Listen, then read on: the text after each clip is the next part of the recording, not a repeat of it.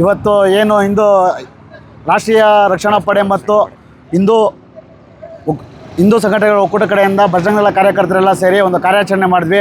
ನಂಗ್ಲಿ ಟೋಲಿಂದ ಮುಳಬಾಗಿಲು ಮುಖಾಂತರ ಬೆಂಗಳೂರಿಗೆ ಹೋಗ್ತಾ ಇದ್ದ ಅಕ್ರಮ ಗೋಕಸಾಯನಿಗಳ ಗೋಗಳನ್ನ ಸಾಗಿಸ್ತದಂಥ ಒಂದು ಕಂಟೈನರನ್ನು ನಾವು ಇವತ್ತು ಮುಳಬಾಗಿಲು ಟೋಲ್ ಬಳಿ ಹಿಡ್ಕೊಂಡು ಅದನ್ನು ಪೊಲೀಸರ ಗಮನಕ್ಕೆ ತಂದು ಅವ್ರ ಮುಖಾಂತರ ಕಾನೂನು ಕ್ರಮ ಜರುಗಿಸ್ಬೇಕಂತೇಳಿ ಅವ್ರಿಗೆ ಒಪ್ಪಿಸಿರ್ತೀವಿ.